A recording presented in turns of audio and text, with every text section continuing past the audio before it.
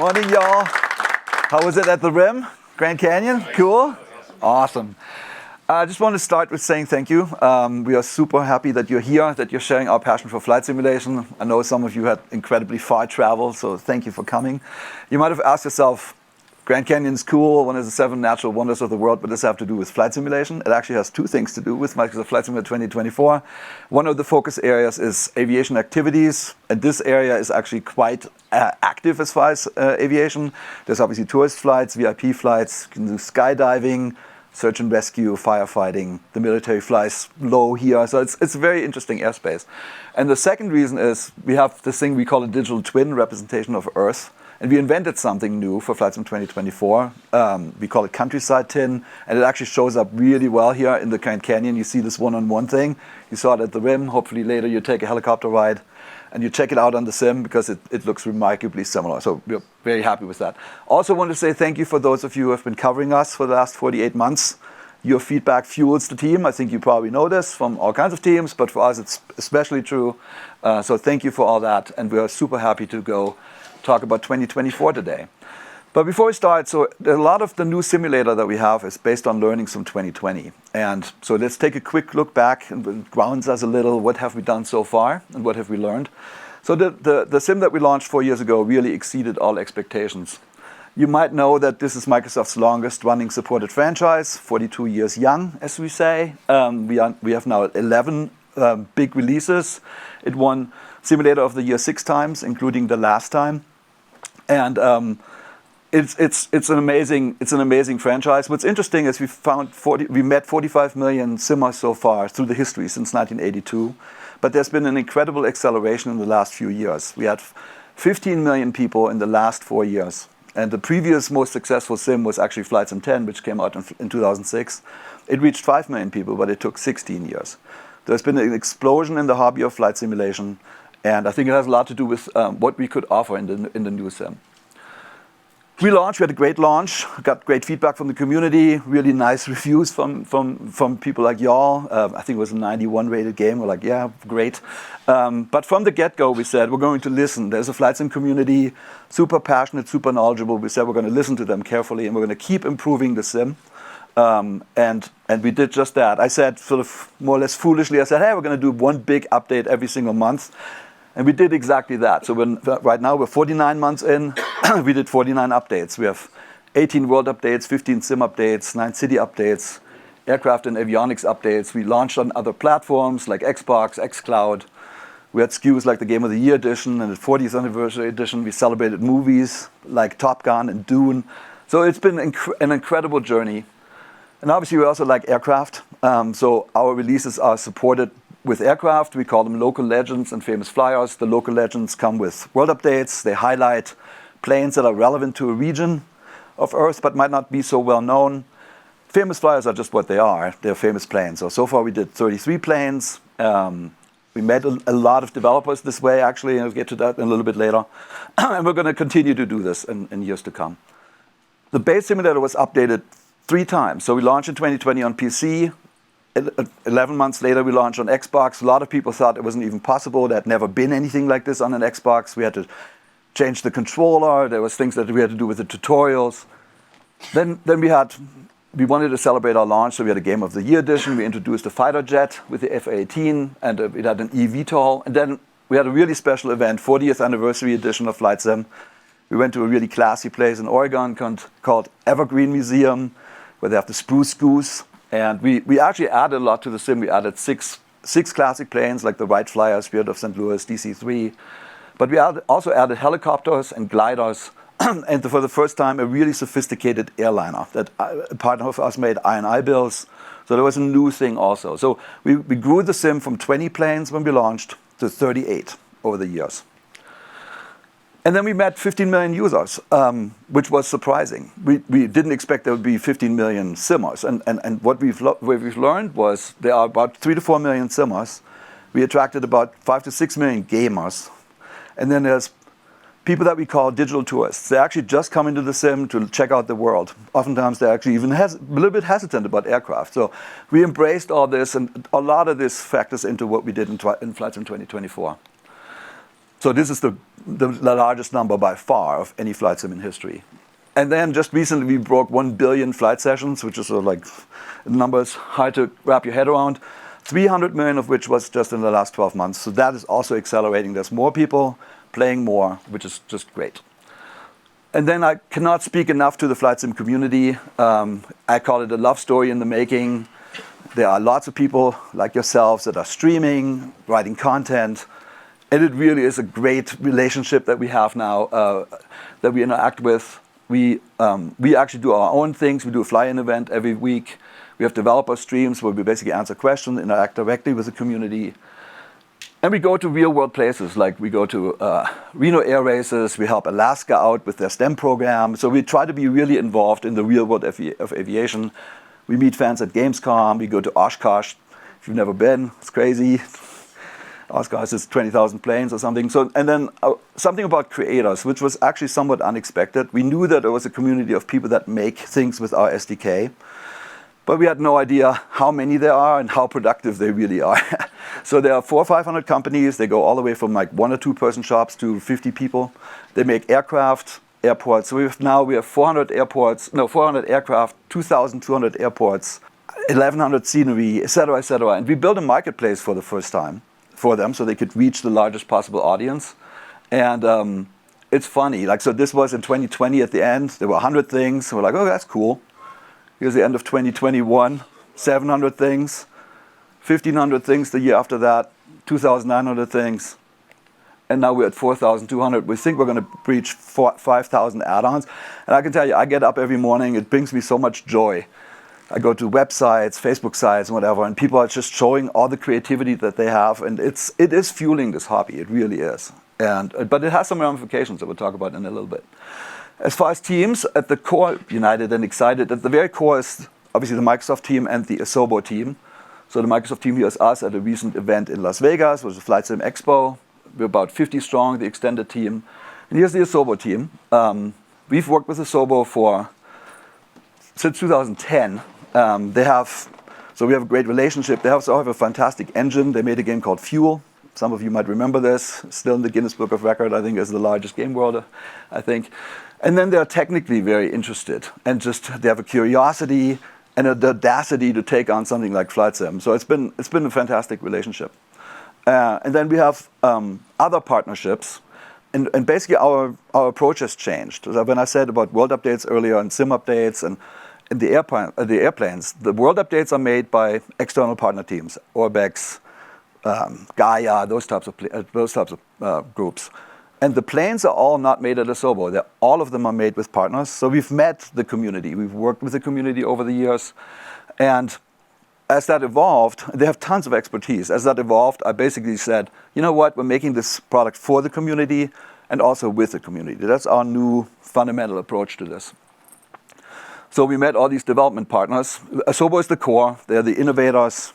Obviously, they own the engine. You'll see a lot of things that are brand new today that are all Asobo-based. But then we have critical specific components that come in from companies that just have done this for sometimes decades. And that knowledge is just invaluable. So here are some of them. We have 25 different partners now. And we have some of them here. So let me introduce the other presenters. Over here is Sebastian Vloch, who is the CEO of Asobo. Here's Chris Burnett, who is the managing director of Working Title. David Daden is the creative director of Asobo, and then over there is Brandon Yeager, who represents a team called Godfriends.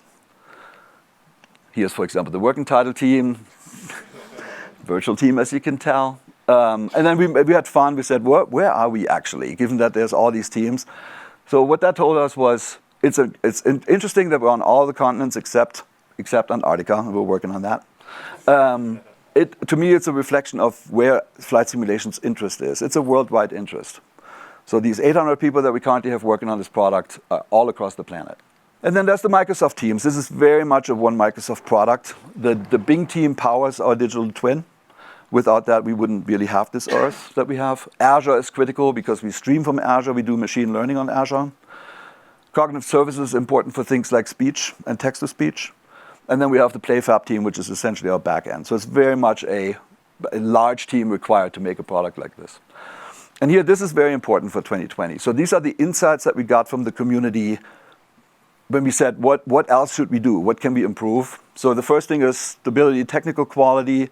We didn't launch perfect, honestly. We had some technical issues, but the team kept grinding at it. And now we have a really stable, highly performant sim. And I think that's in large part to the feedback we got from the community. Updates to the core sim, flight model improvements, ATC improvements. People wanted more goals. That was very interesting. So when I said there's 3 different consumers, all of them, the core simmers, the gamers, and the digital tourists all said, can we get more to do? Like, it's a great sandbox, but it would be nice to have some structure. Some people, specifically the gamers and the digital tourists, wanted more learning tutorials. So that will be addressed by David in a little bit.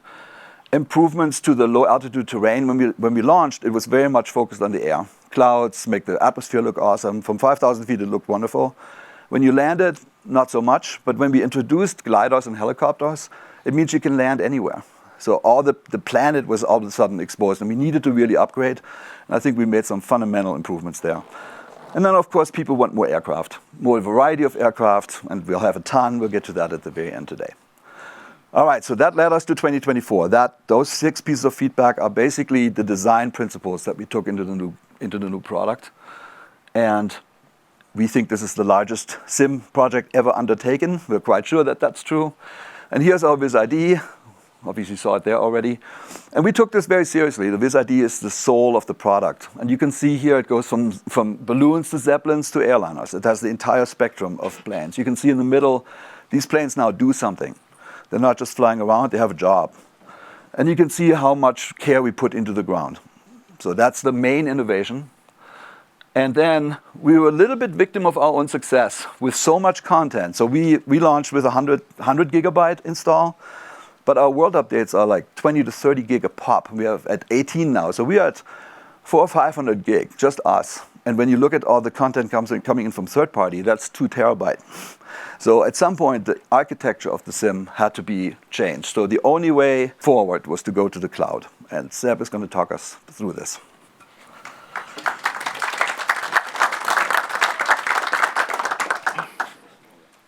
Yeah, so a fundamental change in the architecture of how the sim is working, which allows us, as Jorg said, to go above what we have now, the 5,000 add-ons, maybe 10,000 one day. It's just ever growing, and we needed a way to reduce the impact on the machine of the user. It helps to keep the min spec low. We don't use as much disk space anymore, and we don't have this disk space use which grows with the sim. Actually, it's much less now. Backwards compatibility, so if everything is in the cloud, can we still tweak the sim? Can we still do our own add-ons, our own changes? Yes, we kept that, and there's still what we have a community folder, it's called like this. That's where you can throw your own changes, and that still all works. So this results in huge improvement of quality of life.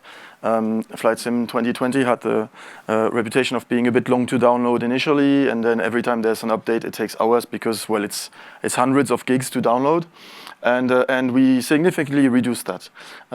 So one important change is that we now only download what is needed, what is actually really seen at the moment, which means that, for example, for a world update, which can have hundreds of POIs and airports, you may not fly over everything at first, or maybe not even. So what we do now is we only download what you see when you see it, which allows to reduce the overall bandwidth significantly, the space on the hard drive significantly, internet usage significantly. So that's all a much better system. Just to compare how it worked on 2020, we already had all this in the cloud. Blue here means that it's in the cloud. It was basically Bing Maps plus additional vector data and things we added. So this was close to 3 petabytes in 2020 and keeps ever growing. But everything else, the planes, airports, meshes, POIs, everything was on the local machine and installed when you was launching the sim, installing, updating, or you go to the marketplace, you buy a plane or something, and it's going to be downloading. Now, in 2024, we move everything to the cloud. So everything is going to be on the cloud. Only what you see, what you what you are experiencing right now gets downloaded, and it stays on the hard drive, which is only be used as a rolling cache. So it's basically a cache so that if you're flying the same plane again, it doesn't download again. If you fly in the same area, it just stays there. And if the rolling cache is big enough, it can hold quite a lot of stuff. Like it can have several planes, several airports. Only if you leave somewhere else, it's going to download new things and put it into the cache. We have a little video showing the comparison between 2020 and 2024. So it's sped up, of course, but you can see that in just a few minutes from time to install to launch, you're already in the sim, and you can already go everywhere, where on 2020 it was 2 hours, much less space on the disk. And yeah, if you, for example, world updates on 2020, you need to install them, download them, was a big download. Now they're already in the cloud, they're already there. You don't need to install them. Here, for example, is an airport. A world update will give you a much more detailed airport. But here we're still a little bit far, so we don't actually download the highest LOD. We'll download a lower LOD. Only when you get close will you have the higher LOD. Free aircraft, anything in the store, everything is available and doesn't have to be downloaded. All right, so going back to the 6 points that we use at our principles, realism, accuracy, and the authenticity of flight is at the very core of flight simulation. And we basically simply want to make the best and most accurate consumer flight simulator ever created. And the community feedback was updated to flight models, systems modeling, etc. And so the Asobo team took this on, and Seb is going to talk us through it. Yeah, so one of the very important or most important aspect of flying is flying through the air, the physics of the air, what we call aerodynamic simulation. So we now have a complete system of four different systems which work together in order to allow the aircraft to fly. It goes from a small resolution, small detail, 10 to 100 centimeters, so small areas, to very large, many kilometers around the aircraft. So we improved or added some of them here. So the surface dynamics was already there in 2020, but we made it much more complex. In 2020, the aircraft had to be a fuselage and a wing. Now they can have many wings, they can have completely different shapes, they can have several VTOLs. It's pretty much any shape and a lot more detail, which allows to realistically simulate double-deckers, VTOLs. We have the engines, which are now modeled because they can also drag or change basically the behavior of the aircraft. In order to improve the overall flight model, we have a CFD, so that means that we compute how the air is basically flowing around the aircraft. And so, for example, an example is even if you're on the ground, not moving, you get the engine full power, the air is going to flow and hit the tail, and you can feel it, and it impacts the aircraft. And this needs to have this sort of fluid simulation around the aircraft to work. So we improved the performance of this, made it much more detailed, multi-threaded. This is what pretty much allows helicopter to even fly, because it creates the vortex which makes the aircraft go up. It does ground effect, it does all this. The third system is completely new, so it's exactly the same than the second system. It's a fluid simulation, but it goes all the way out to 6 minutes of in the past and over 10 kilometers far away. Every aircraft in the sim has this wake turbulence simulation. So whether it's multiplayer, whether it's traffic, an aircraft will leave this behind. This is really important in the pilot world, because if you're taking off just behind a big airliner, it will leave this turbulence, so the air will rotate in space, and if you have a small aircraft, you fly through this, you can get spun out of the sky, fall down. So very important, very realistic effect. This is also multi-threaded, super performance, so no impact on the performance of the sim, and yeah, it applies to everything. And finally, the further away, even further than the air turbulence, we have basically the atmosphere, which constantly moves because the sun is heating surfaces, air goes up. So this has also been improved. It does turbulence, wind shear, depending on how hot it is. And so we have a video here. So just before I start, because you can easily see on the engine here, you now have what I said, much more accurate model surfaces. The fuselage you can see is much more accurate. So this is all four systems working together. You can see the engine intake. Here's the engine is really pushing hard the air. the turbulence behind the aircraft is starting to build up. At first, it's because of the engine, and the faster we go, the more it's because of the wing lift build up. In the background, you can see the system number 4, which does all the atmospheric simulation. And you can see the wake turbulence staying behind the aircraft for a long time. So we're taking off. We're going to do a quick U-turn just to show how long the wake turbulence stays on the runway. So the wind will push the wake turbulence if there's any. Sometimes there's 2 runways, and you don't even think there's going to be wake because an airliner took off from another runway, but the wind can actually push it into your runway. So that's all simulated, and you can see it's still there. So the color here means that it's very, very intense. When it's red, it's still there. It's a little bit less powerful over time, but it stays there for up to 6 minutes. We have the same for helicopter. So here you can see also the accuracy has been improved on the fuselage. All the surfaces here we've added. And the airflow simulation here shows this sort of vortex ring which makes the helicopter fly. You can see it touches the ground, gets pushed away. That's called the ground effect. And here again, exactly the same system will build up. Or you can see the translation effect here. So all the realistic simulation of translational lift. And it's also building up the wake turbulence. You can see again the atmospheric simulation behind. It's a bit more intense than on the previous video. Also, that's why there's clouds now, a bit more updraft in the scene. You can see also the shape of the wake turbulence is a bit different. Oh, this is caused by helicopter. So very important new aspect of the simulation here. So yeah, when the helicopter was pitching down, it was going away. So all realistically simulated. Another new important aspect of the simulation is soft body simulation. So this allows to accurately simulate, for example, the new balloon. It's all tissue simulation. So we started with making a really realistic balloon with tissue, and then we added a simulation of air, which is inside, which gets heated, density simulated, creates convection, and the balloon goes up. We also simulate realistic banners, which in some of the missions you can pick up to do banner missions. There's now a parachute. Some aircraft have parachute. This is also simulated with tissue and the air pressure buildup in the parachute. So it really realistically works when you pull the parachute on the aircraft. And finally, we even simulate the little pitot flag. So this is the little piece of tissue which is on a pitot, which measures airspeed. And you need to remove it before you fly, otherwise you don't have the airspeed displayed at all. And it's cool because this is simulated with the wind and all the physics. So even during the pre-flight, you already know if there's a lot of wind, which directions it's coming from. You don't even yet need to check the windsock, which is because of this simulation.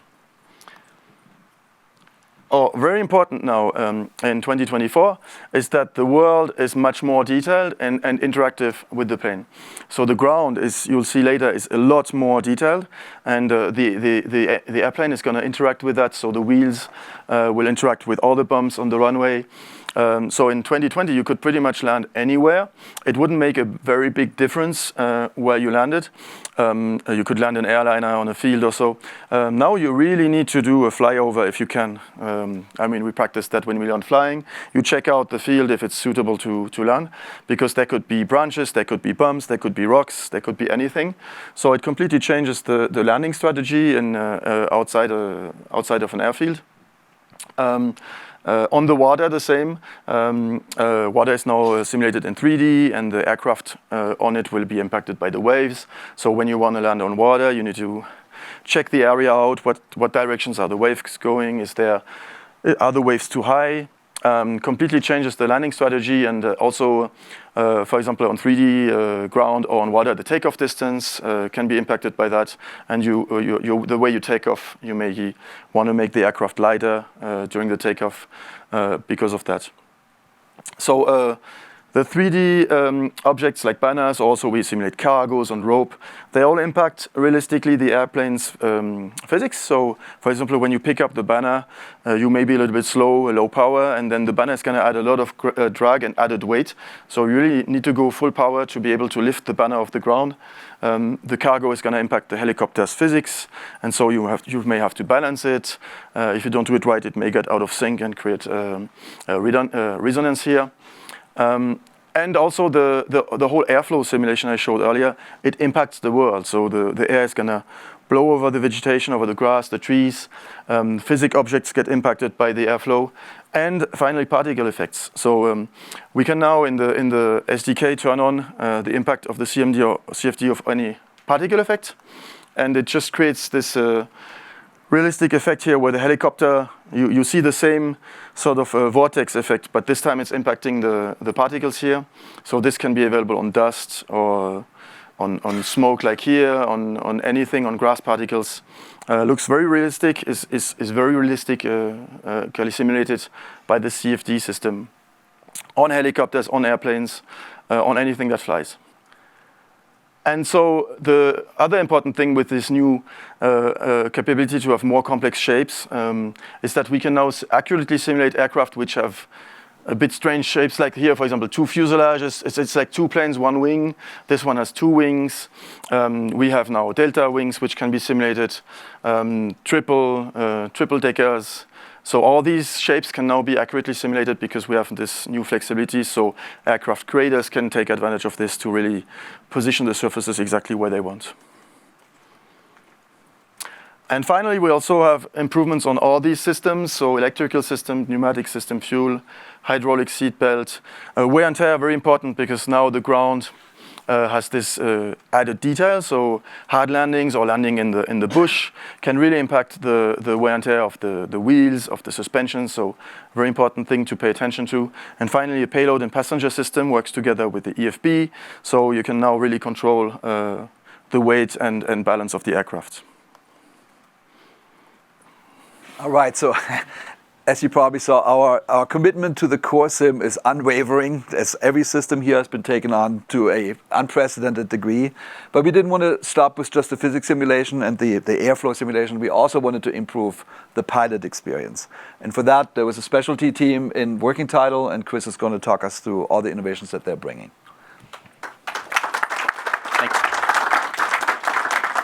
Thank you, Jorg. Good morning, everybody. I'm Chris from Working Title. I'm one of the co-founders. We've got a team of about 25 developers working closely with Microsoft, our colleagues at Asobo, and a bunch of other partners. So we really wanted to create the most realistic pilot experience possible in the simulator. And so to do that, we have extended the flight sim experience to include the pre-flight activities, things like flight planning and briefing, and deep simulations of avionics and aircraft systems. And in fact, Flight Simulator 2024 is going to launch with the largest group of avionics, detailed cockpits, and aircraft of any flight simulator before. To do this, we draw on our own expertise. We work with aircraft manufacturers, pilots of real-world aircraft to do all of this kind of work and make sure we get all the details just right. When we talk about flight planning in particular, we're talking about a tool that allows you to build your flight plan up front, plan the activities of the flight in advance of getting in the plane. Historically, flight simmers have had to actually go outside of the sim and use tools that they get from third parties. Sometimes those have costs associated with them. And as Jorg mentioned, we've got a huge influx of new flight simmers since Flight Sim 2020. And so there's kind of a complexity barrier there too, if you're talking about having to go to another program to plan a flight in advance. So what we've done is actually bring that whole piloting experience into the sim. So we've got pre-flight activities, including walkarounds of the aircraft, which David will talk about later. But we've also done the flight planning and briefing inside the sim. So I will right now walk you through some of the basic features of the flight planner. So here is just kind of setting up a simple flight plan. What we're going to do is fly here from the Grand Canyon Airport over to Las Vegas. So we just kind of enter in the origin and destination. We'll get some suggestions for runways based on whatever the current weather is. The next thing we'll look at is modifying the route. So we can use this really cool rubber banding tool and actually add waypoints into our flight really easily. So that's super user-friendly. You can just add some things to make our flight a little more interesting. So that's super fun. The next thing is we're flying into Las Vegas. That's a big airport. So we want to get a little information. We kind of want to brief ourselves about what's going on, just like a real pilot would. So what we're going to do is get some basic information. We click on the airport. We can get details on runways, lengths, the winds on the runways. We can actually look at the airport charts. So this is a detailed chart of the airport, and we can look at all the procedures, right? So this is super helpful when you're planning a flight. You want to make sure you're choosing procedures that line up with your flight plan. So we can do that as well. And of course, we can look at the weather. We also have some really more advanced features in the flight planner. So if you really want to plan complicated flights, we can do things like performance planning for the aircraft that you're going to fly. We can do payload and fuel management, plan out how much fuel you're going to need, what kind of fuel reserves you might want. And we can even do extended operations planning, which are used for oceanic flights.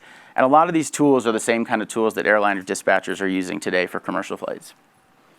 Once the pilot gets into the aircraft, they're going to be presented with this universal EFB. Now, an EFB is an electronic flight bag, and they're very common in modern cockpits now. They're used by real-world pilots to do all the things we were just talking about, check weather, go through checklists.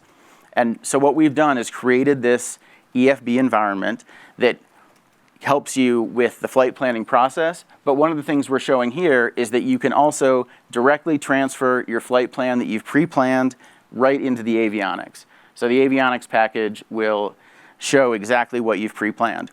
And if you modify your route either through your EFB or through your avionics during flight, you can transfer that back and forth. And this reflects technology that exists in real-world cockpits today. Okay, so we can't talk about simulating real-world aviation operations and the piloting experience without talking about planes and avionics. All right, so we need to talk a little bit about that.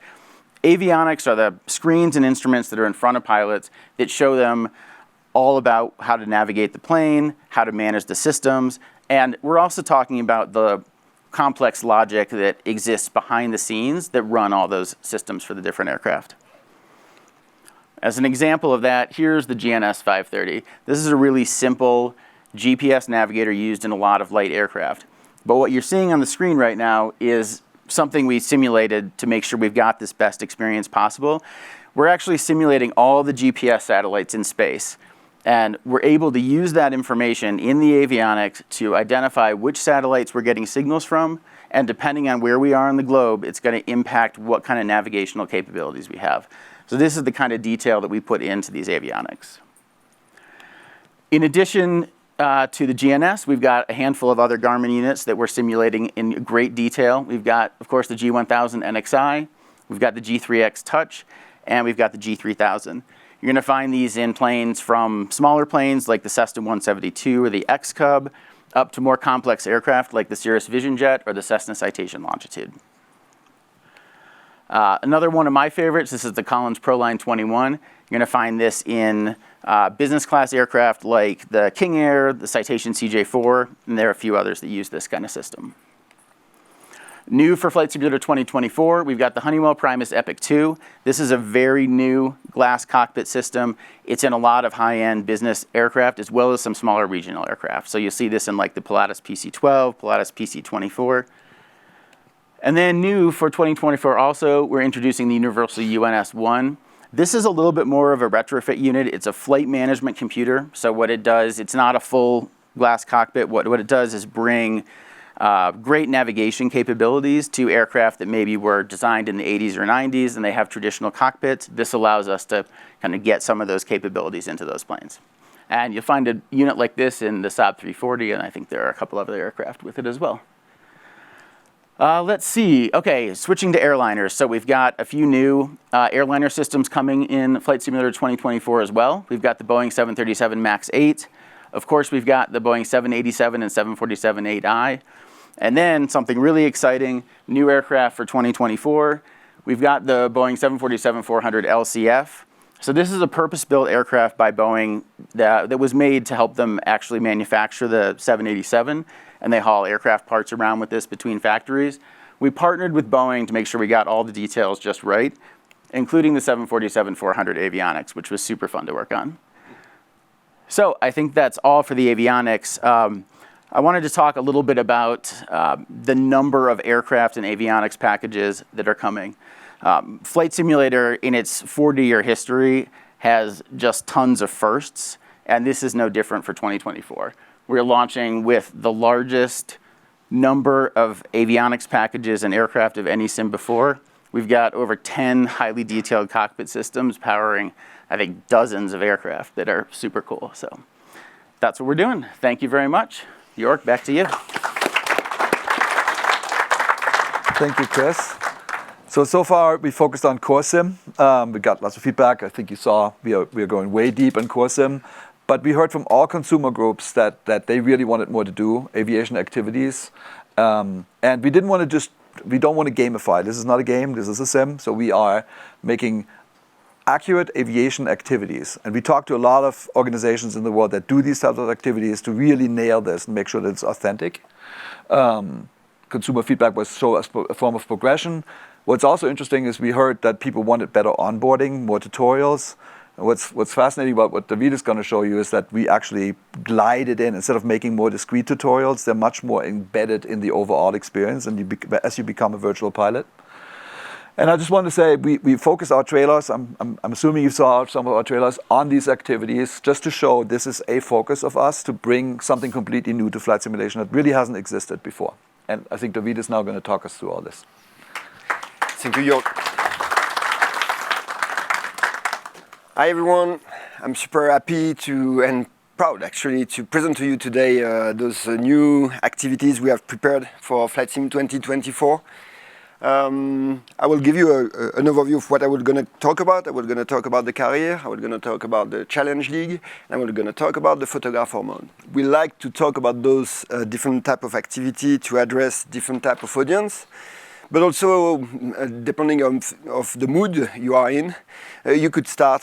Each of those activities are entry point to enter into the experience and to engage with it with a different expectation, I would say.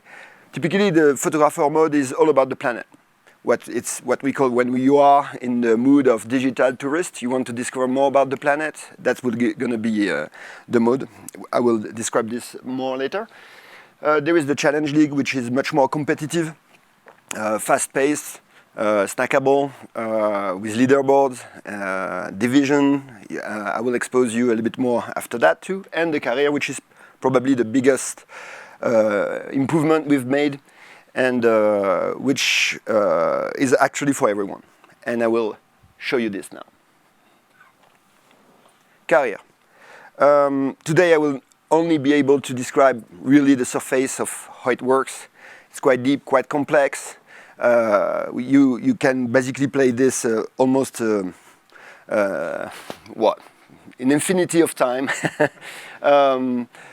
So I will go straight through the experience we're gonna be able to experience in a few minutes and explain a little bit in order to show you the structure and how it works. So at the beginning, you will start anywhere on the planet, which is pretty cool. And I mean, I really mean it. If you will gonna be able to start your career anywhere on the planet, on any airport, except international airport, because nobody starts to in international airport. But if we put this on the side, basically where you want. So to give an example, I pick up unknown French airport here, which is Roquelincourt Airport, completely unknown. I mean, at least to me, close to Arras. And after you pick up this airport, you will start your career as a rookie. You arrived at the Aero Club. You will meet the mentor. The mentor will help you to understand how it works, what you need to do in order to progress into your career, do the familiarization flight, give you potentially first mission, and soon you will be a pilot. And you are going to have to do certification and specialization in order to move forward in your career. So what is certification? Here's an example of a pickup of how the certification tree looks like. In order to pilot different planes, you are going to have certification for those planes. And depending on the path you are going to select as a pilot, you will want to in this case, it's just the plane's part. On the other side, there is a helicopter part. So you can start to be directly an heli pilot. Each of those certifications allows you to pilot different type of plane, and different type of planes allow you to do different types of jobs. to have those certification, you need to pass an exam. So, and each of these exams actually cost money. So it's a bet. You need to be ready. So in order to do this, it comes with 64 trainings that will help you to understand what is at stake for each of those exams, to be prepared in order to be able to pass your exam successfully. Obviously, just a quick note, it's not as complex as it is in real life. We do not pretend to train you to be an actual jet engine rating pilot, but still we try to really keep the spirit of it and what is important to understand for each of those steps, which are actually steps which are pretty close to what happens in real life. And then you will go to specialization. There is 16 of them at this stage. So this is just an example. So this one is the first one. First flight is really where you are still a private pilot. You're not allowed yet to do commercial things, but you can start to do some trip with your friends. So you will start with this. And then step by step, you will be going to be able to go deeper into the aviation world and do tons of different types of actually 16 different types of activities, using different types of plane with different types of constraint and different types of mission evaluation. I will come back to this later. So just example, passenger transport with the rotorcraft, search and rescue, medevac, extra. And then you will go to the world map to pick up a mission, actually a job. And here I need to stop a little bit because what you're seeing here is the very beginning of the career. You just started, you just unlocked this is the icon of the mission for first flight. And as you can see, there is already a lot. All those missions, day after day, are updated in the game. The reason why is because people don't wait for you, you know. If someone, for example, break his leg during a ski session, much probably the next day he will not going to be there anymore, you know. So all of that is updated the day after day for any single type of activity anywhere on the planet. 365 days per year. And if I zoom in, you can see there is even more. But I want to show you how it looks when we completely zoom out and if you have unlocked almost everything. It looks like this. So North America, each of those icons represent a mission. But if you zoom in, we're going to have even more. At this stage, you can see the variety of the missions, all the different types. You can go anywhere. Then how it works. You pick up one, for example, aerial advertising in this case, which is all about take off, catch a banner, go to a beach in this case, and come back, drop the banner, and land. So you will have a briefing, and you will have the flight plan, which is displayed here. I love this feature because if you are not comfortable yet with the deepness and the complexity of aircraft, flight paths, flight planning, all those things which can sound a little bit complicated when you just landed in the aviation world, you can really use this in-game and at any moment of the experience, you press pause, you will see your flight path, see what is expected from you. But if you don't, because you are an hardcore simmer, you can start cold and dark, do your AFB, do yourself your mission, exactly like if it was true to life experience. So it's pretty good. Then a cool feature too is that in this case you start cold and dark close to your X-Cub, and you will gonna be able to walk around and to do your pre-flight. So you will gonna have to remove the shocks, the engine cover, the pitot cover, static port cover, etc. And it's not a detail because if you, for example, forgot to remove the pitot cover, you will gonna be able to fly, but you will have no speed indication. This works. Or if you forgot the shocks, you will not gonna be able to obviously move the airplane at first. Then you start your mission. You will gonna have objectives. In this case, for example, to pick up the banner because you need to be low at a given airspeed in the correct angle. Then you do your tasks on the beach. Again, you'll have a constraint in order to successfully do your mission, the distance to the beach, the altitude, and the speed. And it's pretty, you need to be focused in order to do this. And at the end, you are going to be evaluated.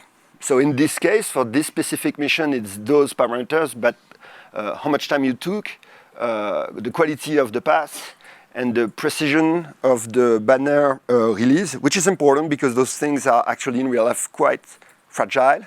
So you need to drop them at the appropriate spot. Each of the activities you have presented, we're going to have their dedicated evaluation field, which are completely different. We try to really expose the variety of the aviation jobs you will find in real life. And this is basically to highlight what is at stake, I would say, for each of those missions. You can see that there is also aviator performance. This is transversal to any activity. We basically try here to evaluate how good you have been as a pilot, not necessarily related to the mission, but for example, have you overstressed your plane because you were too fast? Have you respected the ATC recommendation?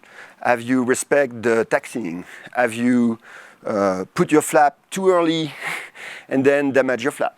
Those type of things will also going to be evaluated for each flight, and those two scores will going to give you a total experience score, which will going to inform the money you will get and your reputation. So you come back to the HQ. Your client is happy, Hiro Tanaka. So it's not a detail. Each of the client, or let's say mission giver that will gonna give mission to you we are using name based on country, and we have a new crowd system that basically allows us to create an infinity of characters. And the way they look, the way they dress is actually related to the region you are working in. So you can see we have an income here, reputation update, you progress in terms of level. All of that allows you to either unlock new specialization or in terms of reputation, it will gonna inform different parameters. Some mission can be hidden behind this thing. You need to have a very good reputation to be able to do some very specific type of mission. I do not have enough time to talk about this deeper, but you will see. Also, you will be better paid because if you have a better reputation, you will generate more income. And you come back to your HQ, and here, everything I've described, you are still an employee, basically. And it's a moment in the career where you can suddenly create your own business. It means that you will going to be able to use your money to buy your own plane. Because so far, it was not your plane. It was the plane of your boss. And now it's your plane. And you can buy several planes. And at the beginning, you will probably buy second-hand plane, because it's too expensive. And step by step, you will build your fleet and expand your fleet on different territories, maybe buy new plane, and ultimately you will gonna be able to probably buy an airliner.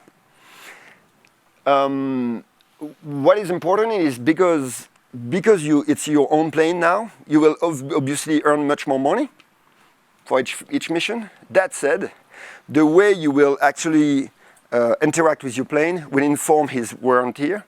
So all the system we were describing before will actually permanently and persistently inform the lifespan of your plane.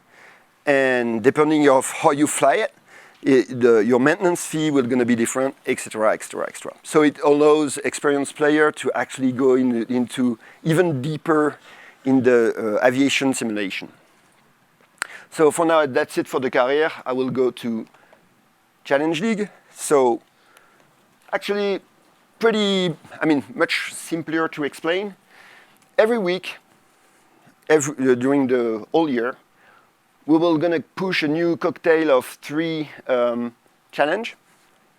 So in this case, a rally race in Grand Canyon, a low altitude in Blue Ridge Mountain, and a needle precision landing. Each week it will gonna be different planes, different place, different type of game mode. Each time you participate to one of those challenge, it's very short, it's 2 minutes, almost, like between 2 and 3. So it's snackable, fast, fun. You will be ranked. The 3 rank you will gonna have in each of those challenge will gonna be built and in a unique score in your league. And depending of your position in your league, you will gonna be promoted or relegated the next week. And at the end of the series is about 10 weeks. You will gonna be rewarded depending of your position in the league. It's actually very addictive. And it may sound a little bit gamey for the most, I would say, simmer of you guys. But actually, we do not touch any at all at the flight model of those planes. It's still a sim when you are playing to this. It's just that you do not have complex takeoff procedures or navigation or landing phase. It's just like straight into the fun. But still, those planes are still planes. And the accuracy of the flight model here will allow the best pilot among you to express yourself and to really show that you are a tremendous pilot. So a quick walkthrough into how it works. So you will gonna be able to see the flight path into this canyon, Grand Canyon. Hey, you will gonna be able to see this. So F-18, low altitude, you have your score. You see how you are placed compared to your the rest of the cohort you are in. You come back, you have been third in the 3 challenge in this case, and you see the leaderboard which is fulfilled. So in this case, by the way, it was a short run, so normally 14 people are in the same cohort. So just to mention, because here it's just 5. I switched to the more chill mode, which is the world photographer mode. It's quite simple too. What we decided to do is to try to really embrace the beauty of the planet and to help people to discover every single spot which has a point of interest on the planet. Either it's in the architectural field, like European castle, maybe it's an impressive building that humans have done, like USA most spectacular bridge, or natural things, even animals, for example, because we have tons of animals. I will let Jorg, who likes animals so much, describe a little bit more about that. But it's actually fascinating to actually be able to try to take picture of kangaroos, giraffes, etc., etc. But you can, so this is collection, and there is, as you can see, 11, 10 different photo challenge to be made. But you can also go into the world map, navigate on the world map, and pick up the one you want. And it's pretty cool. By the way, this is transversal.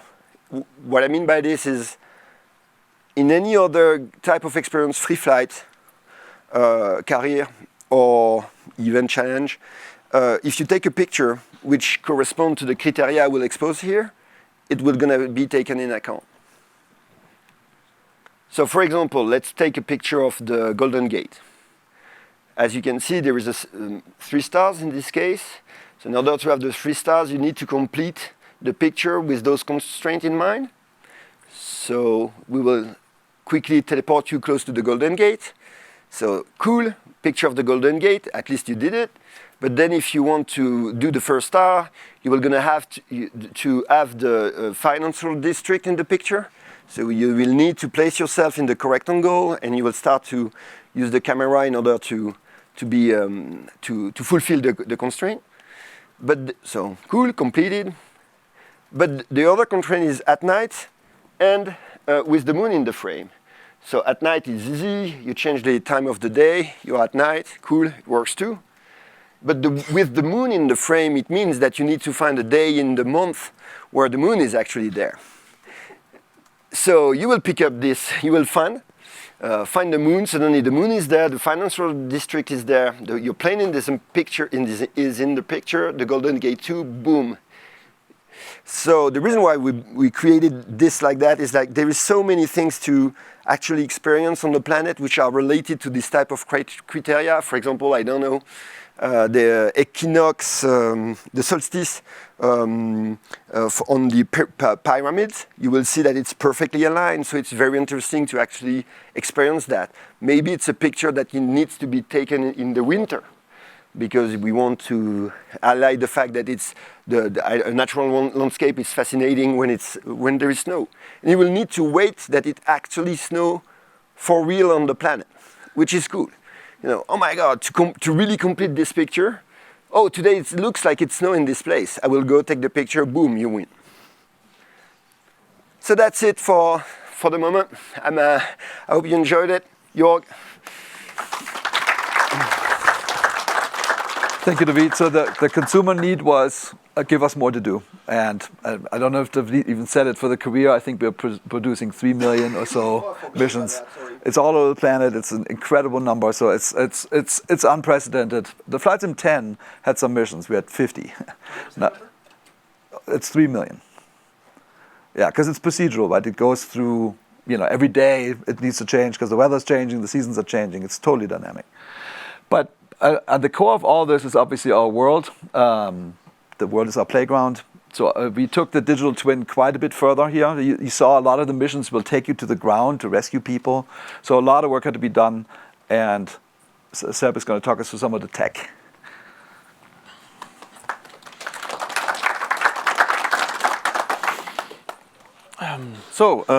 Quite a few improvements on the rendering of the world. One important one is the lighting, which has been reworked, which is now photometric. Photometric means that every light source, whether it's the sun, a street light, will have intensities and temperatures which are realistic. And this can be sometimes extreme. For example, if you measure the brightness of the sun, it goes up to 100,000 sometimes. And in the night, a light or a candle can be under 1. So the extremes are fairly light. So we reworked all these lightings. For example, the night lighting has been changed. And the whole lighting in the world, lights of planes, etc. Scene complexity, that was one of the very important improvements. So when you get close to the world, close to the ground, close to objects, we improved the complexity. And I think an image is going to very easily show what that means. So this, a little bit of explanation. This is a wireframe shot of the ground in 2020. So we put a plane here. You can see the wheels for reference to understand the scale. And so there's a little bit of black background here, but these yellow lines are just polygons of the ground. You can see there maybe, I don't know, like this big or something. That was about the scale we had in 2020. So in 2024, we increased the level of detail of the world by 4,000. So we have 4,000 times more detail on the ground. You can see these little things are all the polygons now, and we accurately model stones, earth, the shape of the ground from close up. And you can see how the plane here is sitting between stones. Well, that's what I explained earlier. The ground really is meaningful now when you land or when you take off. And all this detail is now accurately simulated. Same thing for textures. So in airports, you have painted lines, you have taxi lines, and all sorts of information on the ground. This is a close-up shot again of the ground. This is 2020, and you can see, I don't know, a pixel was maybe this big. Here again, 4,000 times more detail in 2024. You can't even see the pixels. But you can see again the 3D ground in the little cracks in the tarmac. Some airports have these lines or pieces of concrete. This is all modeled in 3D now and very accurately simulated here. Just to show you what that means and how that works is displacement mapping. So here, for example, is a rock texture. You can see the lighting, you can see the color, everything is there. But if we add the 3D, that's what it becomes. And so obviously on this ground, maybe you can land here, maybe you can even roll over it, it wouldn't matter. But when it turns into 3D, yeah, now you can't roll over this anymore.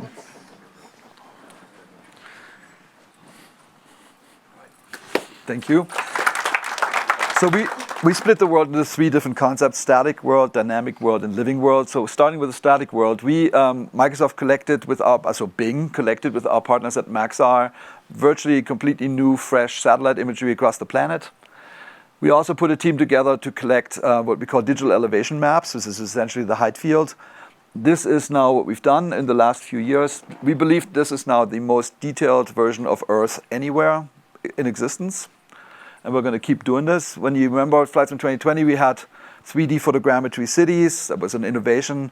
We doubled down on that. We now have more than twice as many. And we went into other regions. Here, this is what I said at the very outset, why we're here at the Grand Canyon. It's because of this. This is actually something that nobody had ever used before. The data exists. So these are airplanes flying overhead, firing LiDAR down. But nobody ever used it for anything. So I basically said, hey, but why don't you just try this and see what it looks like in Flight Sim? It sure looks really good. Here's the place of the Earth where I come from. So this is Lake Constance back there. I've actually been up these mountains. And you can see it's down to 50 centimeter actual resolution. It's incredible. I mean, I just recently flew a helicopter somewhere in the mountains, walked up to the mountain cabin I used to stay at, and it looks perfectly accurate. Unbelievable. So Microsoft has bought so far 1 million square kilometers of this. This is just the beginning. The Bing team is also very excited because this is a completely new thing, and we will keep going. Over the long term, I think this is going to be what our world will look like in the digital twin. We will get all of North America, all of Western Europe, Australia, and Japan, and the other areas will fill in years to come. Then this is another innovation. So there are countries that you can't get to for geopolitical reasons. Sometimes you just can't get there with a plane. So this Mount Kilimanjaro from the trailer was actually derived from satellites. Satellites obviously fly all across the planet. So this is basically a LiDAR type data that enables us to create 2-meter resolution anywhere on Earth. So if there's a Kazakhstan volcano, which is really hard to get to for us, we can get it now. And this is another thing that will make the digital twin really, really accurate. Materials. Asobo has obviously an awesome art team, so they created new materials like here, rocks, grass. 27 biomes have been created to represent the planet. And just to make you understand, like we are scanning the planet, like all the satellite imagery are scanned via machine learning. We learn from it. We then apply these types of biomes, and what the outcome is, so here's just a few more, is something like this. I think Seb did this the other day. I think you just drove by there. So this is here at the Grand Canyon. This is the headquarters that we were just at. Here we go. If you jump in the helicopter later, you will see this.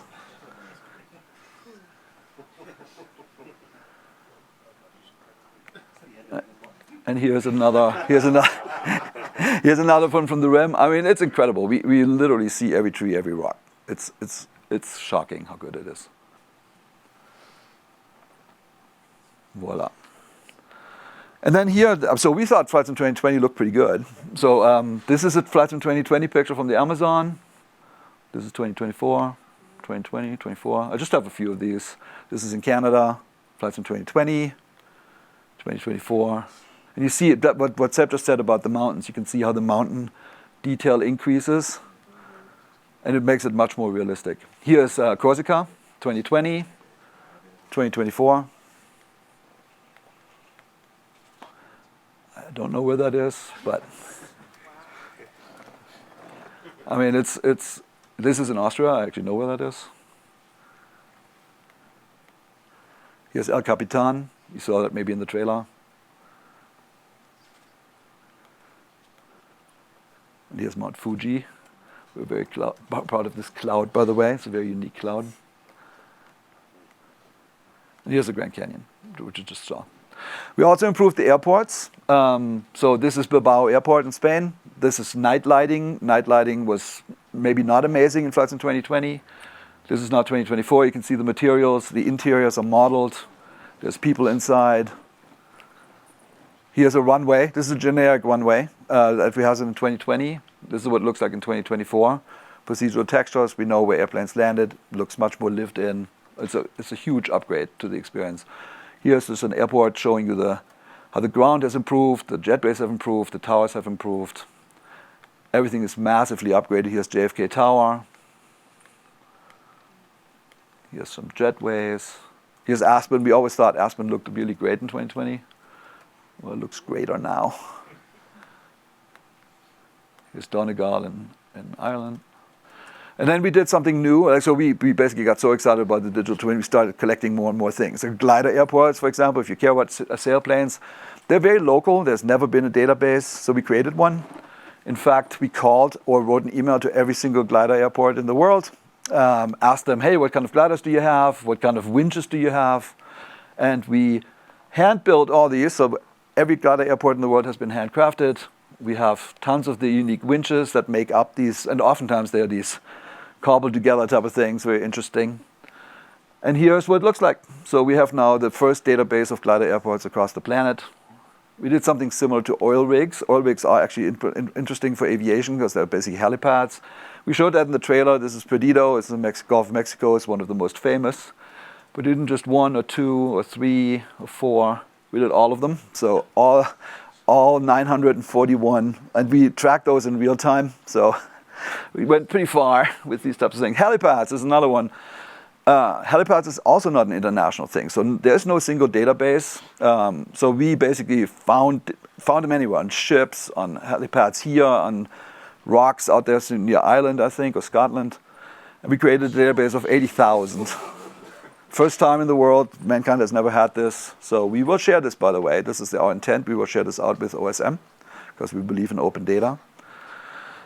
And then vertical obstructions, obstacles, those aviation terms. Think about it as television towers or radio towers. Here's Barcelona. You can sort of see these towers. They're actually really important to aviation. Typically, there's a red blinking light on top, so you don't crash into them.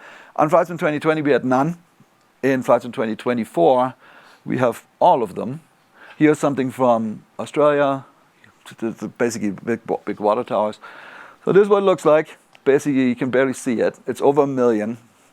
All accurately modeled. It's an innovation that's never been done before. I think it's going to really take us forward. Okay, so that was the static world. Seb is going to talk a little bit about the dynamic world.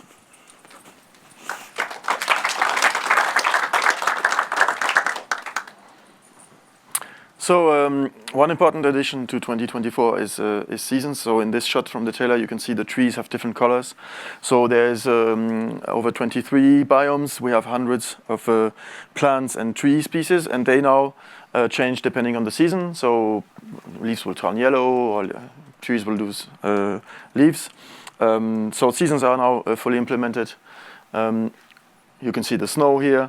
An important addition also is that aircraft interact with the world by leaving traces on the ground. So these are actually physical data we create, which computes the pressure on the ground depending on the weight, if there's any friction or skidding. And then it's used in the graphics engine. So if it's something soft like snow or so, it's gonna deform the terrain. But also if it's tarmac, it's gonna leave skid marks or things like that. It's gonna push the grass, the vegetation. So really interaction with the ground behind the aircraft. We also improved the sky. The cloud system has been improved, so we now have realistically simulated cirrus clouds. That's something that was missing. The atmospheric lighting engine has been completely redone, so now we have a much more accurate and smooth color grading in the sky.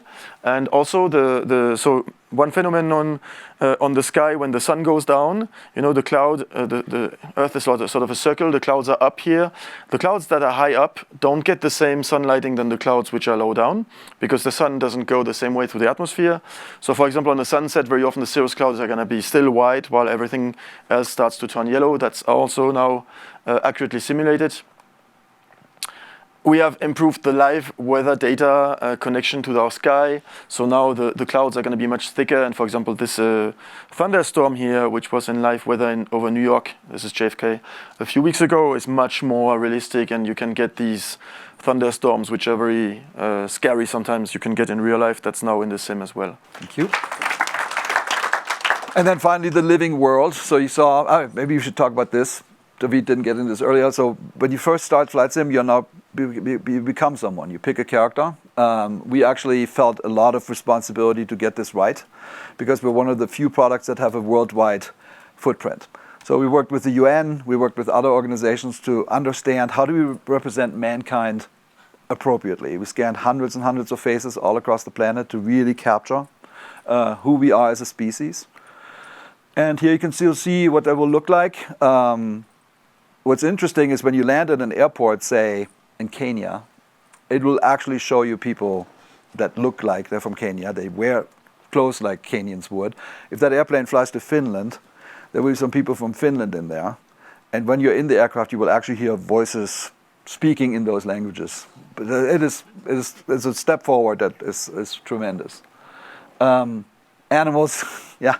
I worked on some of these. One of my good friends is Johnny Watts is running Frontier, so I called him and said, hey, we're making this world.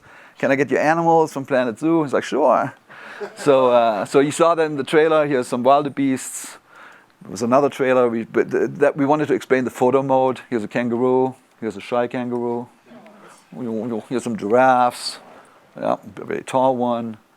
Zebras. So it gives purpose to visiting the planet, brings joy to see some of these guys running around. Cute. We have tons of species. The way it's done is we have wild animals. We're actually using databases that show where they live, how many there are, how they migrate. We do that. We migrate them over time. Then there's also livestock animals like cows or sheep or whatnot, and we use our detection system. We didn't talk about this earlier. So in order to do agricultural aviation, we actually need to scan all the satellite imagery for where are the fields, and when are those fields. So we know where the fields are, and we use those fields to put cows down, or populate them with horses or sheep. We can now do what people do in the real world. We can do sheep herding or horse herding with helicopters. Super fun. So then we went pretty deep on creating vehicles that are regionally appropriate. There's a bus from Germany. It's a little older. There's a bus that's used in Africa. Here's sort of how we improved the vehicles. Flight 20 on the right, 24 on the left. Here's something new. So we populate the oceans. So we have a new data partner. They're called Spire. They send us transponder data of every ship on Earth every 30 seconds. So we created a fleet of 600 ships to represent the ocean traffic correctly in the world. It's important. You saw in one of the trailers some of the ships are sinking, so there's search and rescue missions, etc. So we really expanded the play surface by doing this. Quality is really good when our partner Gaia makes these things. Air traffic is obviously important for our product. So in flights in 2020, when you look at airliners, we had two. There's a wide body and a narrow body, and that was all the airliners. And we worked with all the manufacturers in the world, got licenses for all the planes, and we really built hundreds of planes that are now accurately depicting every plane on Earth. We have a database called FlightAware, so we collected all the flights over the last year on Earth, and we modeled the planes accurately because we know where they are. We have transponder signals from them as well. So we will have about 91% accuracy of all the planes that fly around the sky. And then we also work with all the airlines to get their liveries licensed. It's more complicated than some other things, but we are about at 25%. And we will keep grinding at it to get this airport, because it really makes a huge impact on airports when you land. In Paris, you would expect some Air France, for example, so it's quite important for the experience. And then we come to the last segment, which is obviously for many simmers the most important, aircraft. So we wanted to broaden this. The consumer feedback was we'd like more aircraft. Some of the more, the people that I call digital tourists, they actually are quite worried about some of the complexity of aircraft. So we took this as broad as you can possibly go. And we started, photometric gliding. Before I go into all this, Seb is going to talk us through some more tech things. Yeah, so I mentioned photometric lighting in the environment, so it's just as important for aircraft. Just one picture with this light intensity being accurate and the temperatures and everything, and the materials being accurate PBR. That's how we get this new look of much more realistic surfaces on the aircraft. Like I like this place here where the reflection intensity is really exact. So very important improvement here. We also have ray tracing now, and so this is really cool on the cockpits because airplanes have lots of very small buttons, and if you look very close on an airplane with the shadow maps without ray tracing, you can see that all these buttons here, they don't really have any lighting. You don't see any shadows between the gaps here. It's the resolution of shadow maps, and when you switch to ray tracing, everything has shadows, right? The little buttons here between between the little gaps here, and also more importantly, with shadow maps, everything is blurry. All the shadow maps are blurry, and you can't really feel how far something which is casting a shadow is. Like this shadow here is the same than this shadow. It's all blurry. And in ray tracing, there's soft shadows depending on how far the shadow source is. So here you can see super sharp. It gets a little bit blurrier when you go away, and this is much more blurrier. Well, it has to come from something which is maybe the cockpit door or something. So this is also very interesting here. Improves the general look and makes it more readable, much more realistic cockpits. And also we improved many other effects. One of them is a good example is glass. When you're in a cockpit, you see you're surrounded by glass, and the Vision Jet will see there's a lot of glass. You can really nicely see outside. But glass sometimes on older planes has scratches, and these are now realistically rendered. So this actually moves with the sun. So you can see there's another circle here. Looks very realistic rendering of these little imperfections on the glass. So this has also been added. And back to Jorg. Yes. All right, so we started with highly casual aircraft. As I said, some people are actually quite worried about these machines. So we have a balloon. You're not really doing much of anything outside of enjoying where the wind blows you. We also have a balloon with a motor. It's Flydo, they're called. It's from Italy, so you can see it's an outboard motor. These people are crazy because they took it to the Grand Canyon. You shouldn't be doing that with a balloon. It's insane. Then there's a skyship, which is a very relaxed experience. You can basically go explore something like the Alps here.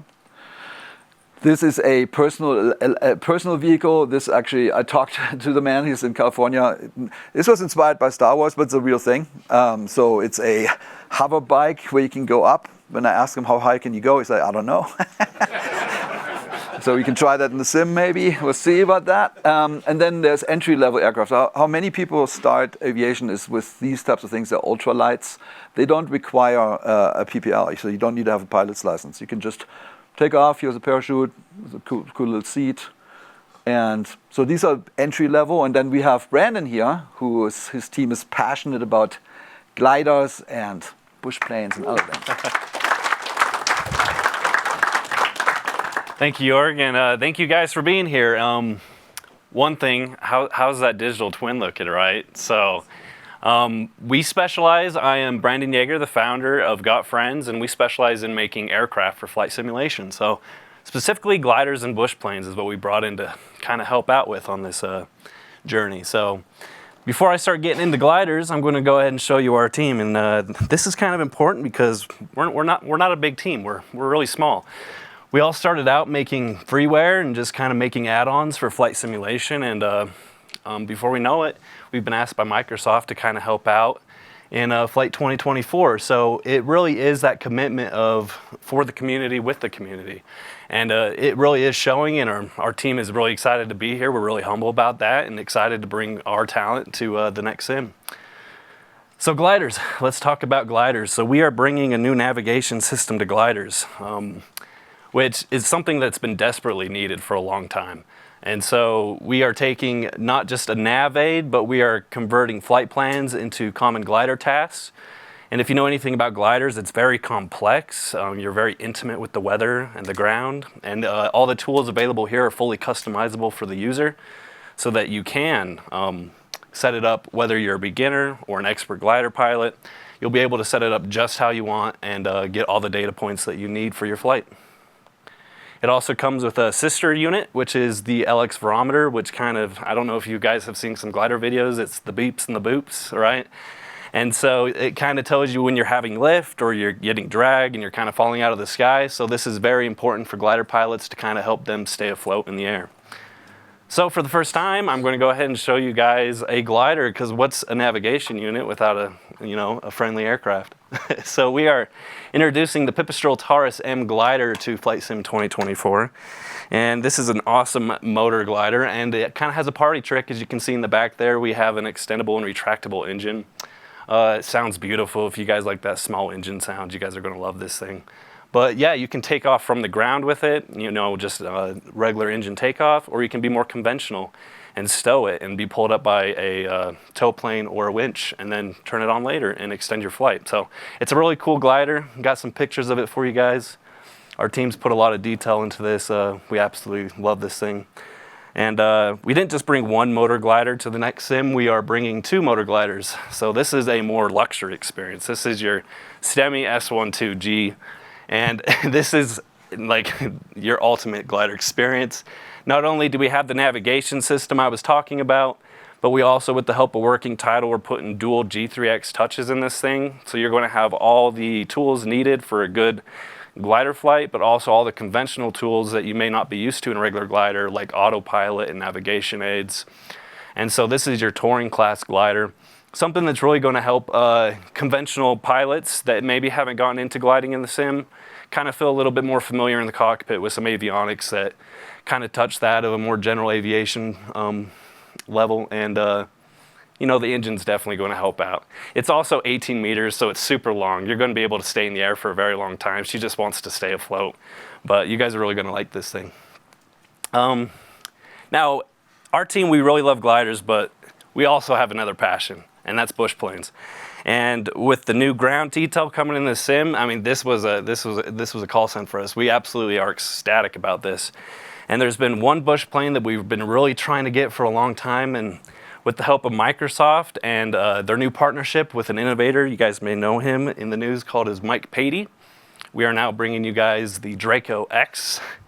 And this thing is a beast, and that's kind of an understatement, but it is an extremely short takeoff and landing aircraft. And it's a 1,000 horsepower turbine engine shoved on top of a Wilga 2000 frame. So it's very powerful. I feel like when I'm taking off in this thing, I need to put my seatbelt on behind my desk. I mean, it's a powerful aircraft, and we are very lucky to be working with Mike and his team. They've been giving us great feedback, making sure we get this thing accurate, and he's very happy with it so far. Here's another cool little picture of some of the crazy stuff you can do. So we've added all the effects and making sure that, you know, it's a very versatile but also very outdoor adventurous aircraft. Can handle a lot. It can handle the rugged environment that we're going to see in 2024. But just like gliders, we can't just bring one bush plane, we're going to bring 2. So we've been working with Aviation as well to bring the Savage Norden to the simulator. And this is kind of your Swiss Army knife of bush planes. It's the go everywhere, do everything aircraft. It's really awesome. You can go really slow, go really fast. It's very rugged, tons of customization options. It's been an absolute pleasure to work with Aviation on this one as well. Something really cool that we're bringing to this one is full customizable features with multiplayer. So whether you're in this case, in this picture, you're seeing it's a STOL competition. So it's a little competition between people trying to get their takeoff and landings within short distances. It's fully customizable. So you can go ahead and remove the engine cowling. You can change the livery. You can change the style, the lines on the back, and kind of make this aircraft your own. And I think that's what's really important, is you can kind of individualize it and kind of stand out above the crowd. And we're really excited about this one. People are going to really have a fun time kind of flying with their friends with this. And I think that is all I have. And thank you guys. All right, I'm going to just breeze through this. So we heard the call from the community. We want more aircraft. I broke this up into, we had 3 editions, standard, deluxe, and premium deluxe. So I basically structured it this way. As I said earlier, standard currently has 38. We are adding 32 airplanes. I'm just going to go quick. This is the Aero Chodi L39. This is created by I&I Builds. This is the Optica, actually, from Brandon's team. Very interesting aircraft. This is the AT802 from Asobo. This is a new airliner, the 321 Airbus from I&I Builds. This is the 330. It will come in 3 versions, the 200, 300, and the 300 P2F. We have the Beluga, super cute. They actually are all located where Seb and David live in Bordeaux. They were constructed to transport large aircraft pieces to Toulouse. So that's also done by I&I Builds. This is the A400 military transporter, also from I&I Builds. This is the Airbus helicopter 125 from Asobo. The Skyship we just saw from Asobo. This is a new eVTOL, super cool. This is by a group called FlightFX, a partner of ours. So this is, in the future of eVTOLs, this is one that's actually quite far ahead. I think United signed, I think 1,500 or something on the order. It's really cool. This is a 787 This is from Asobo. This is a Corvallis 400 from Coronado. This one we looked at, the CSG Hawk Aero. This is a Vision Jet. Some of you will fly it today. Super cool airplane. This is what we have on the front of the box. It's the de Havilland CL415 from Asobo. This is another de Havilland. It's a Twin Otter. This is really a highly versatile plane. It's from a group called SH Simulation that we work with. This is the Draco we just looked at. This is a beast. It's called the Ericsson S64 Air Crane. This one can carry tanks if you want. It's done by a group called Blackbird, formerly Milwis. This is a military jet A10 Warthog by DC Design. This is a new innovative plane. It doesn't really even exist yet, but we wanted to, so there's a big revolution going on in aviation about electric planes. So when David and I talked about what should we make, this is an airliner from Sweden. It's called the Heart ES30. It's financed by the Swedish government. We are step by step, we're working with them as they bring this aircraft to life. This is from Asobo. Balloon and the Flydo balloon. This is the Jetson one. This is another eVTOL. It's called the Joby S4. It just had first flight in New York. This is an ultralight Magni. This is a Red Bull plane. It's the MSRX. So we bring Red Bull into the sim. We didn't even have time to talk about this much, but there's racing activities. This is a P51 from Reno Air Racing. This is a T6, also from Reno.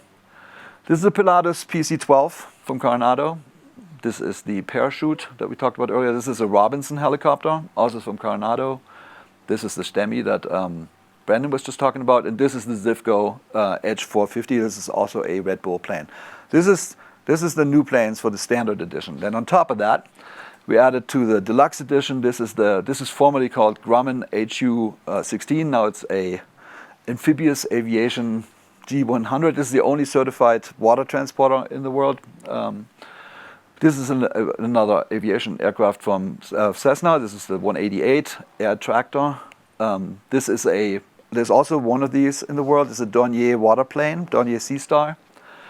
This is a Cessna 404, and this is the brand new Cessna 405. So this is the latest and greatest from Textron.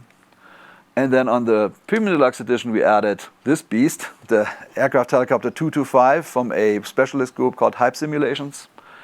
This is a C90 from Coronado. This is the largest firefighter in the world. It's a converted 747-400 global supertanker. It's done by Chris's team. It's a working title. This is the Dreamlifter, also done by working title. This is a C-17 by another specialty company called Miltech, so one of the best there is. This is a Chinook from Blackbird, also a specialist company. This is the PC-24 from Coronado. This was the Towers we talked about. This is a Saab 340 from Coronado, and this is the Slim that we talked about with Brandon earlier. So this is the new grid. There has never been this many planes in any simulation. It really covers the spectrum of anything you can desire. And we think this is a great offering. And then we also, just like we did with 2020, we have every intention to sustain this. We're going to make world updates, sim updates, city updates, other updates. Career will be updated for years to come. And then we also listened to the creators. They said, hey, the marketplace is cool, we can reach everybody, but it's maybe not as discoverable as it should be, so it's complete redesign of the UI. So this is much better organized. People wanted to give more feedback, so we broke this out into visual, technical, realism, so the scores are much more informative. You can see here there's something that I'm really happy that we did. We can now rent planes, just barrier of entry, Are you really ready to spend $20 on something? Or maybe it's just $3. So you can rent. This is by the creator, they can decide. If they want to make this available, they can also make it free for a while, just as an entry. So there's renting, there's also now gifting. You can gift things to people. And so going back to what I started at the beginning, the insights we got from 2020, these are the 6 that we had. Technical quality, yup. Sepp and Chris talked about plenty of this. Same with the flight model, the activities that we talked about. I think the tutorials, what the tutorial is, that will completely change with the new simulation. Is really cool. The visual quality on the ground, yes, we feel like we're doing this. And aircraft variety, we're doing a ton of aircraft variety. So we really feel like we listened carefully what the community wanted, and we made the perfect sim, hopefully, for y'all. And that leads us to 2024. And then So this is, I hope you agree after this is the most complex simulator I've really ever undertaken. It took a village, it took Asobo and a whole bunch of other teams to actually pull this off. There are the editions, we're trying to provide consumer choices. So just to break this down, there's a standard, deluxe, premium deluxe, and then we made something new, the Aviator edition, because we know that some people would like to collect everything. So that one adds all of our marketplace planes. We add 30 over the years. So you can get 125 aircraft. And then airports, we didn't make any new ones, but we improved all the existing ones. So there's 160. So it's a massive, massive SKU. Then there's also a Steelbook edition, which is really cute, of the Premium Deluxe. So physical SKU, I love physical SKUs. And then we have a love letter, a limited collector's edition. So on the left you see there's an A225 on Antonov. We love our relationship with Antonov. As you might know, we rebuilt the Mura. We actually gave some money to the rebuilding effort in the Ukraine. We're very proud of this. There's a flight bag, pins, yep, all kinds of cool things. So there's only going to be 5,000 of these. I will buy a few, but you know, I want some. And then pre-order. So we are kicking off pre-order next week on the 19th. It goes until the day before we launch. And we thought about like, what can we give you guys or the pre-order people, and came up with this. So we're going to actually launch the CL415, one from our key art, in Flight Sim 2020. So you can play it, have some fun with it as you're waiting for the new sim to come out. And that was it. The sky is calling. So that was the presentation. Thank you so much.